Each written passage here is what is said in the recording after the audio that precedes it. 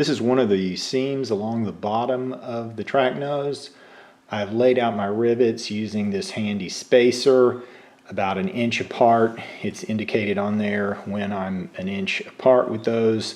I left 3/8 of an inch between the edge of the panel and the center line of the rivet. In a perfect world, I would drill all of my holes and I would put a cleco in each one, and then once I have all of those drilled and clecoed, I would come back one at a time, remove a cleco, set a rivet, and continue on until I'm done. Since I have the fiberglass nose under there, I don't really want to drill that many holes through the entire sandwich, so there'll be some improvisation, I'm sure, before it's done. As I get everything aligned for riveting, as long as the rear sits flush against the tabletop, then I'm not going to freak out about a misalignment along the joggle like here. I will be able to come back in with my vice grips in this case and finesse that line back so that it will line up and look true. It's more important that the rear is truly flush against a flat surface. Then I know that the piece is symmetrical and I can just change the joggle as needed. For this project, I'll be using round head rivets because that's what I have left over from a previous project. Unfortunately, I did not have the proper rivet set. To set these, I'm going to use what's called a universal set instead. A round head rivet has a pretty pronounced little button on the end of the rivet. A universal rivet is a little bit more shallow, although they do look similar. It's kind of like the difference between a pan head screw and a round head screw. This will work well enough. The universal set is much more common, so that's what I'll use. I'm going to use just an air chisel or air hammer as opposed to a legitimate rivet gun, because that's probably what most people will have at home. I'll also show you how to do these by hand if you don't have any of these options. It can be done with a ball peen hammer. For my pneumatic option, a rivet buck is ideal. It looks kind of like an automotive dolly, although they are usually sized according to the size of rivet that you're trying to set. When they get too big, they tend to overset the rivet and kind of mushroom it out. You know, certainly any hunk of metal can work. An automotive dolly could work, although you'd want to stick with the flat. Find a flat side as opposed to one that has a radius on it. That's not going to do a good job, whereas the flat side would. But you could also just take a hunk of steel and grind a flat edge on it. That will also work. If sort of a hybrid option, if you didn't happen to have a rivet set like this, you could also use a hammer like that. That would work on the back side of the rivet, but I will show you how to do these by hand. I did notice that McMaster-Carr, because they supply hospitals and everyone else under the sun, they are still selling tools and supplies during the pandemic, so you could probably get every kind of rivet and any tool as well if you are determined to do it the right way. If you have to set it by hand, I have created a homemade rivet buck just by taking a drill and drilling a little pocket to receive a rivet head in the edge of this hunk of steel. That's how you can do it. And then I'm going to hit the other side with a ball peen hammer. Another thing to mention, after you've drilled holes, and in a perfect world you could put a spring-loaded cleco in there, but not everyone will have those. You could also put screws in there to locate them temporarily. But after you drilled your holes, from time to time you'll get burrs on the back. If you get a burr A countersink is ideal for just making one quick pass on the back of a hole to remove any burr. I've got a little bit of a burr here, but you could also use a drill bit that's bigger than the hole, and you just make a quick spin by hand, and that will also do a decent job of removing those burrs. And you also want to check in between the layers. If you trap any burrs in there, when you set your rivets, they will you'll have a gap between the panels because that little burr of metal will be trapped in there. So I've got a little demo piece here, and let me show you how this works.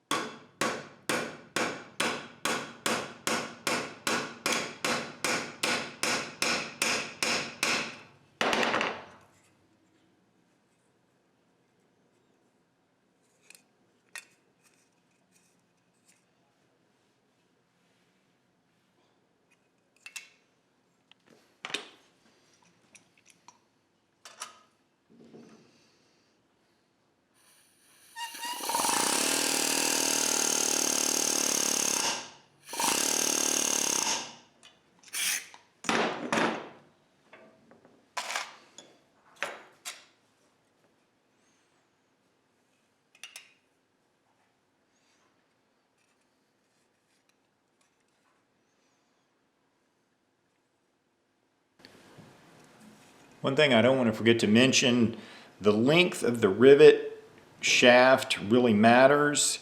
You need approximately 1.5 times the diameter of the rivet sticking out past the sandwich of things that you're trying to rivet together. These are 3/8 rivets. I'm not a mathematologist, so I didn't actually calculate what it would take to get through 2 layers of 63 thousandths material, but since I at some point figured this out for another project, I knew this would get me close. When the rivet shaft is too long, it tends to go sideways and not set very well. This looks like a pretty good, it's called a bucktail, but that's how it looks on the back. When they're too long, they just tend to go over sideways. Oh, and another thing, the universal set tends to leave a little bit of a flat spot on this round head rivet, but I'm not going to worry about it. It's not a huge problem. One more issue I need to resolve is the fit of my grill shell against the nose. Clearly the sheet metal, particularly at the ends, is standing up too proud.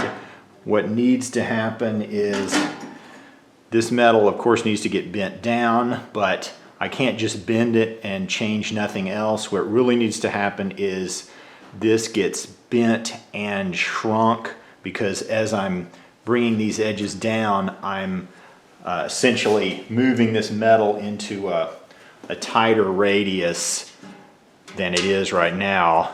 I will be dropping it down, say, I don't know, maybe a 1/4 of an inch or so, and therefore this will have to get shorter and thicker to be able to occupy that tighter radius. What I'm going to do here, certainly if you had one of the shrinking tools, you could take care of this before you rivet the piece together. But I'm just going to put one in the middle to make it real obvious. I can also fall back on my tuck shrinking. I'm using a pair of linesman pliers. I have a set that's smaller than this that would be perfect for this application, but I think they're at my office. So I'm going to do a few of these wrinkles, and then I will anneal the wrinkles and shrink them, and we'll see how that does.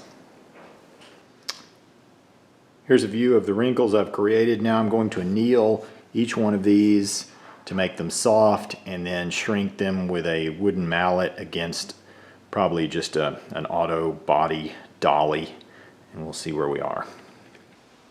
I want to point out a goof.